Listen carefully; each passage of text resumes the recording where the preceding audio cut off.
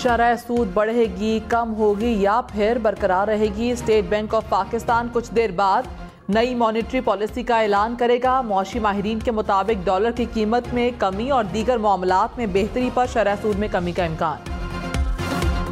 Pakistan stock market में जबरदस्त तेजी। ट्रेडिंग के दौरान 100 इंडेक्स में 500 से ज्यादा पॉइंट्स का इजाफा। इंटरबैंक में डॉलर 45 पैसे महंगा, कीमत 281 रुपए की सतह पर पहुंच गई। सोने की फी तोला कीमत में 1200 रुपए कमी, कीमत 2,12,100 रुपए हो गई।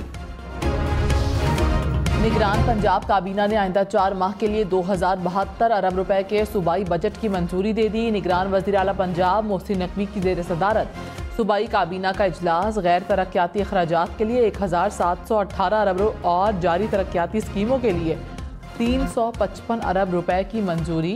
33 अरब रुपए की गैर मुल्की फंडिंग से भी तरक्याती स्कीमों को बर वक्त मुकम्मल किया जाएगा।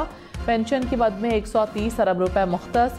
सरकारी मुलाजमीन की तनख्वाहों के लिए 170 अरब रुपए की मंजूरी दी गई।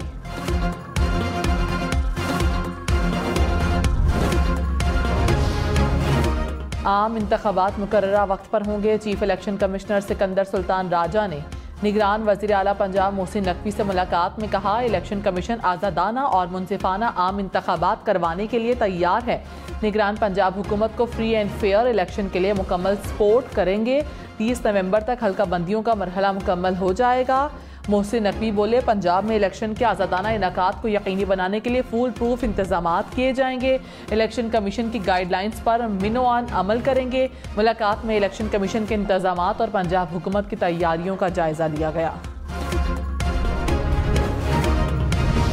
महंगी बिजली से तंग सार्फिन के लिए बिजली मजीद महंगी करने की तैयारी। हुकूमती डिस्कोस की नेपरा को टैरिफ में ₹1.30 की फी यूनिट इजाफे की दरख्वास्त। नेपरा हुकूमती डिस्कोस की दरखास्त पर 14 नवंबर को समाअत करेगी। बिजली की कीमत बढ़ने से सार्फिन पर 22 अरब 56 करोड़ रुपए का इजाफी बोझ पड़ेगा। PIA का मुतासर ऑपरेशन ईंधन की फराहमी बेहतर होने से बहाल होने लगा। तर्जुमान PIA के मुताबिक पाकिस्तान एयरलाइन ने आज 45 परवाजों को शेड्यूल किया हुआ है। PIA का अंदरून मुल्क ऑपरेशन भी बहाल होना शुरू हो गया। आज कराची, लाहौर, इस्लामाबाद, गिलगित और स्कर्दू की परवाजें चलेंगी।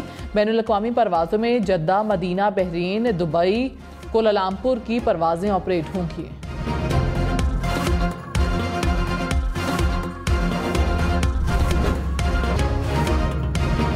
कानून साजी जांचना पार्लियामेंट और जमहूरियत को नीचा दिखाने के मुतरादिफ है। सुप्रीम कोर्ट के नैब तरामीम केस के फैसले में जस्टिस मंसूर अली शाह का 27 सफ़हात पर मुश्तमिल इख्तलाफी नोट।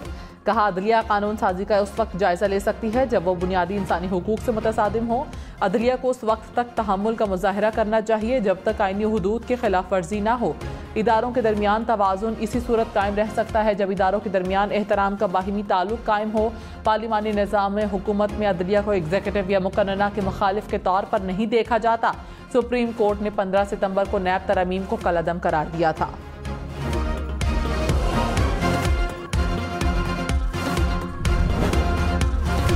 निगरान वज़ीर इत्तलात आमिर मीर ने जनवरी 2024 में आम इंतखाबात का इम्कान जाहिर कर दिया। कहते हैं, इलेक्ट्रॉनिक वोटिंग मशीन आइंदा आम इंतखाबात में इस्तेमाल नहीं हो सकती।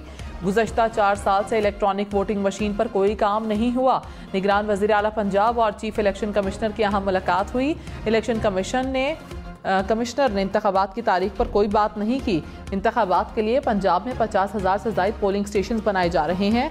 इलेक्शन के मौके पर गैर मुल्की मुबस्सरीन को सिक्योरिटी दी जाएगी।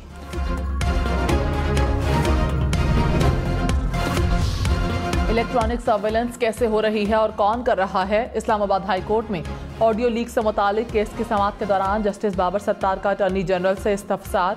कहा, रियासत को एतमाद में लिए बगैर ऐसा करना खौफनाक फैसला है। एक लीक ऑडियो पर तो FIA तफ्तीश भी कर रहा है। पहले ये तो तय हो जाए कि वो ऑडियो कहाँ से आई और लीक कैसे हुई। मेरे या आपके फ़ोन के सर्वेलेंस हो रही है तो मालूम होना चाहिए कौन कर रहा है। नहीं हो सकता कि हमारे दफातर और चैम्बर्स में गुफ्तगू रिकॉर्ड हो रही हो। अदालत ने वफाकी हुकूमत को 1 माह का वक्त दे दिया। अटॉर्नी जनरल को मामला वज़ीर आज़म और काबीना के सामने रखने की हिदायत। अटॉर्नी जनरल ने केस की समाअत इन कैमरा करने की इस्तदा कर दी।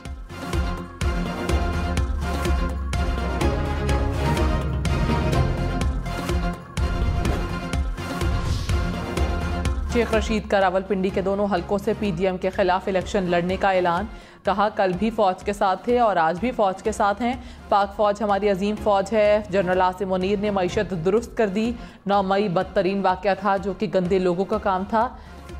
चिल्ले से मेरी ज़िंदगी में बहुत तब्दीली आई। हम नस्ली और असली हैं, सब अल्लाह पर छोड़ते हैं। Lahore high court Rawalpindi bench ने सरबराह अवामी मुस्लिम लीग शेख रशीद की लाल हवेली डीसील करने का हुक्म दे दिया। लाल हवेली की दोनों मलकियती रजिस्ट्रियाँ मनसूख करने का फैसला भी कलअदम करार। साबिक वज़ीर आज़म नवाज शरीफ की मरी से इस्लामाबाद आमद। रहनुमा मुस्लिम लीग नून डॉक्टर तारिक फजल से बेटे के हादसे में इंतकाल पर ताज़ियत की।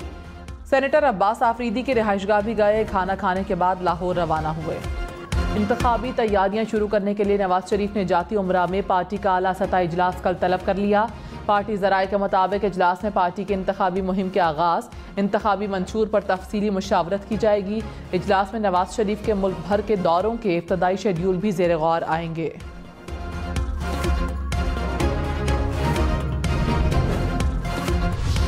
गैर कानूनी मुकीम गैर मुल्कियों के लिए पाकिस्तान छोड़ने की मोहलत में सिर्फ आज और कल का दिन बाकी। 31 अक्टूबर तक पाकिस्तान छोड़ना होगा। 1 नवंबर से कानून नाफिज करने वाले इदारे कार्रवाई करेंगे।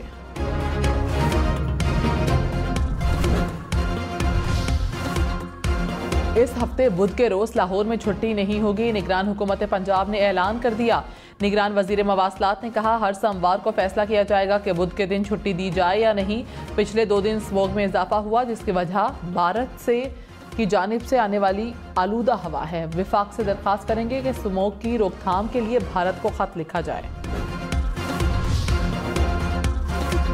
स्मोग की रोकथाम के लिए लाहौर में धुआं छोड़ने वाली गाड़ियों के खिलाफ एक्शन। 2000 से ज्यादा गाड़ियां बंद कर दी गईं। 7000 गाड़ियों के चालान किए गए। तर्जुमान सिटी ट्रैफिक पुलिस के मुताबिक शाहराहों पर धूल, मिट्टी, रेत और दीगर गंदगी फैलाने वालों और गाड़ियों के चालान किए जा रहे हैं।